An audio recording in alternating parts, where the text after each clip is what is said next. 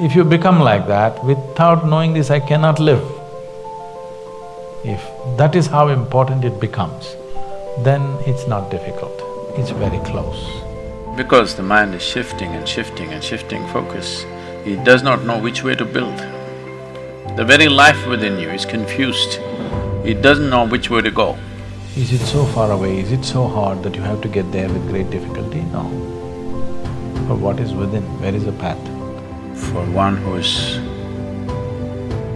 unwavering in his intention,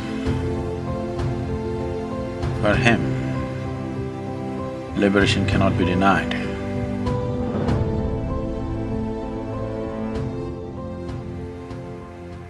Nischala tattva, Jivan Mukti means for one who is unwavering in his intention, for him, liberation cannot be denied. The only reason most of the humanity goes about their life, blundering through their life, not knowing which way to go, is because they keep shifting the direction of their life too often. They may not actually change the direction of their life, but in their mind and emotion, it keeps shifting and shifting and shifting and shifting. The very nature of the existence is such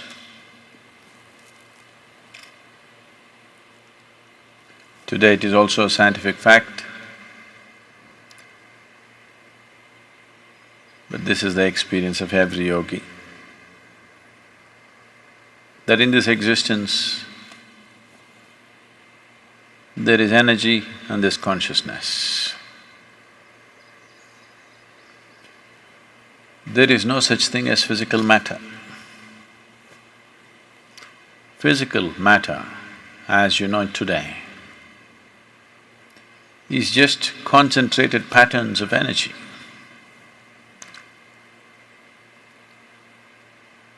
Today, this is established science.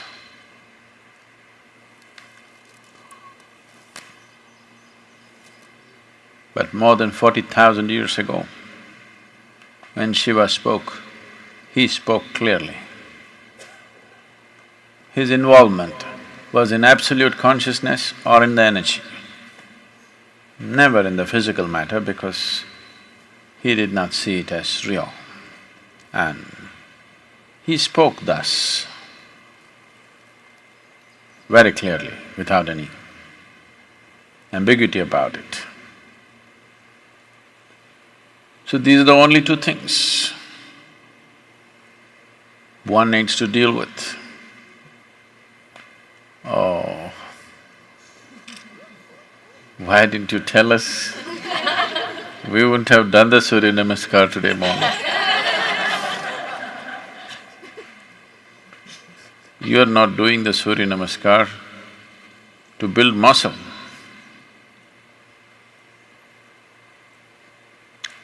If you have to know the energy,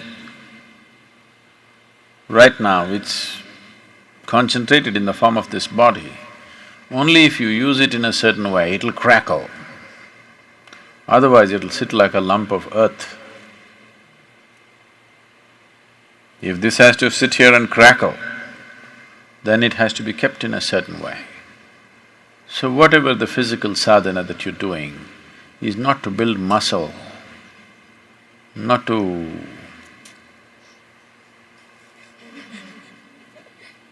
that when you go home you can dominate the people at home. I'm telling the ladies, you could be stronger than them. 90 days of sadhana, you could be actually stronger than them.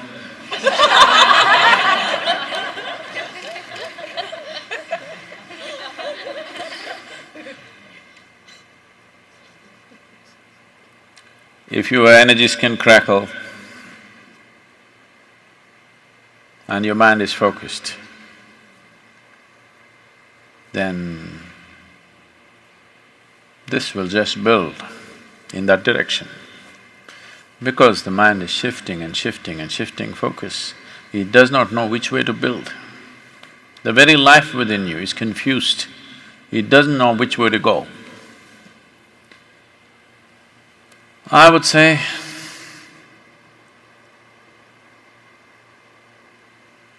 more than 95, actually I think it's 99, but so that I'm not wrong, at least 95% of the human energy is simply wasted because most human beings cannot hold anything in their focus for any substantial amount of time. Otherwise, each of them would be opening up a new window, a new door to something else. 7 billion people, if they had all had their minds and consciousness focused, everything, just everything have to yield. Nothing would be unexplored, just everything. If one keeps his mind, his energies and his consciousness organized in one direction for a certain period of time, he not only realizes the nature of this life, the past 84 creations that have happened, they're also here. Everything could be explored by human consciousness. Nobody wants to walk the path. Nobody wants to do what is needed to be done, but they want to be there. When I say you have to walk the path, is it so far away, is it so hard that you have to get there with great difficulty? No. For what is within, where is the path? It's right here. But to turn you around, there is a method, there is a process. What is working against you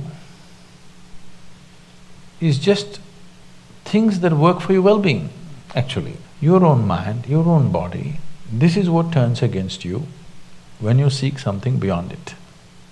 From inside they'll turn against you in so many ways. So is it difficult, is it easy? It is not that. It is just the priority. How important is it? If you become like that, without knowing this, I cannot live. If that is how important it becomes, then it's not difficult, it's very close. Because people are off and on, off and on, off and on, it seems to be a long way. Anything is like this. Suppose, let's say you have to cook something, let's say you have to bake a cake or you want to cook some rice.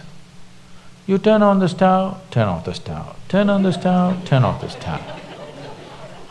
It's a long process. And of course, dinner won't happen. So this is the story of majority of the spiritual seekers. They're off and on and off and on and off and on. Oh, does it mean to say I must be only here, there? That's not it. The priority should not shift. The priority is set, slowly everything within you will slowly organize itself in that direction. Because the priority is shifting, this life does not know which way to go, it's just confused. Every 2 minutes if you change the destination on the GPS, for sure it does not know where to go, isn't it?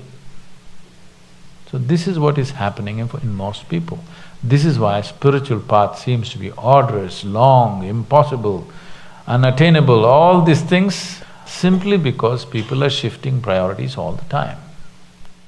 Whatever you wish to do,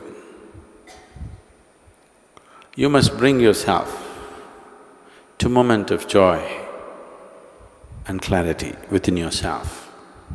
At that moment, what you decide, even if you die, you must go by that.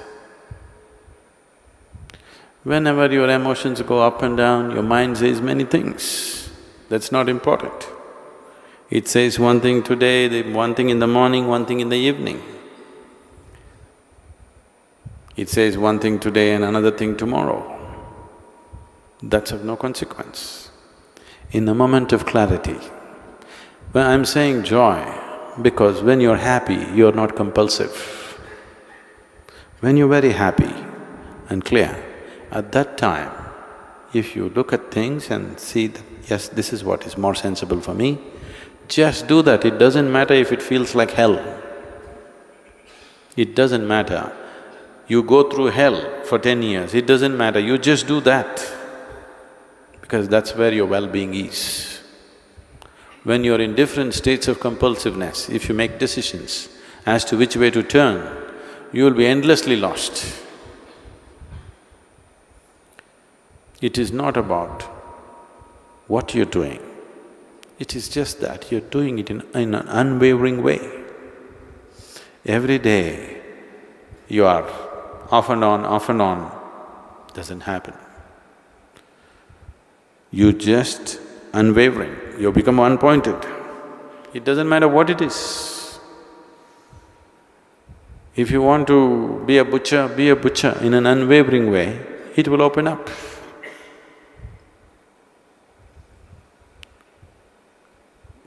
Just not wavering for a moment, what you have decided in a moment of clarity and joy, just sticking onto it without wavering a little bit, nobody can deny it to you.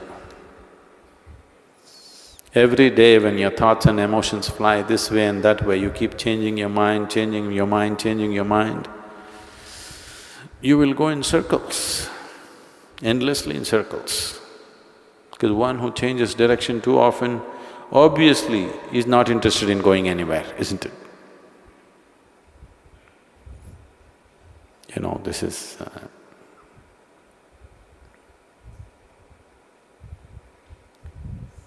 The world is round, so which direction you go, it doesn't matter. As long as you go without changing direction, you'll make the journey, isn't it? You'll complete the journey, isn't it? If you change your direction, it'll put you into an endless state of being lost, always lost. So,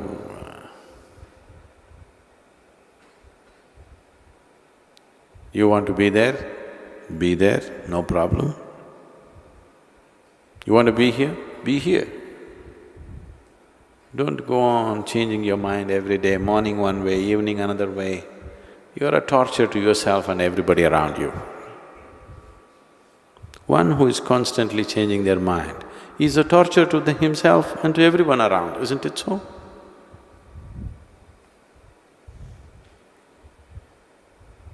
Right now you're thinking, tomorrow morning, I'm going to do my yoga. Tomorrow morning, when the dawn at 5 o'clock in the morning, I hear it every day, I don't know how many of you hear it.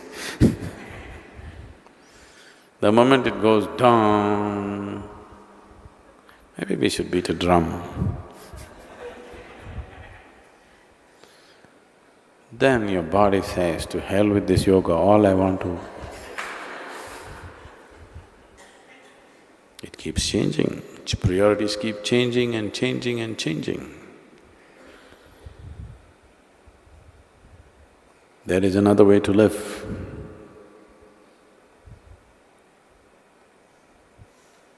Where the biggest joys that you have known in your life, the greatest pleasures that you have known in your life will look like,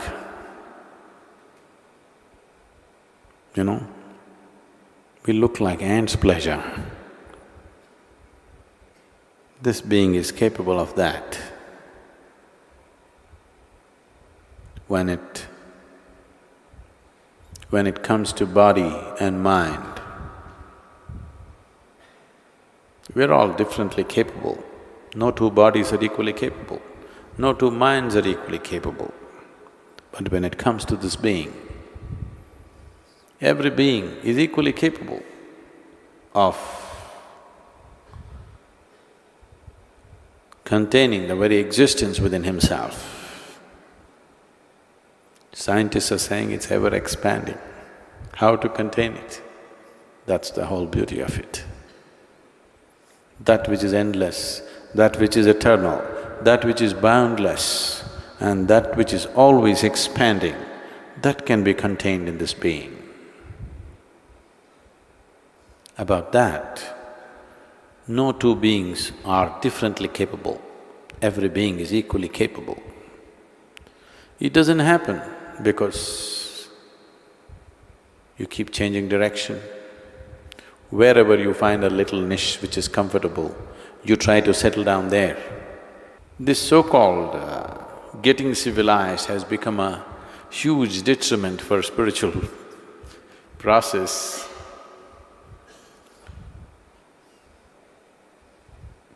Not essentially, but I would like to say this. Because if you were a nomad, you know nomad means what? That means you're not mad.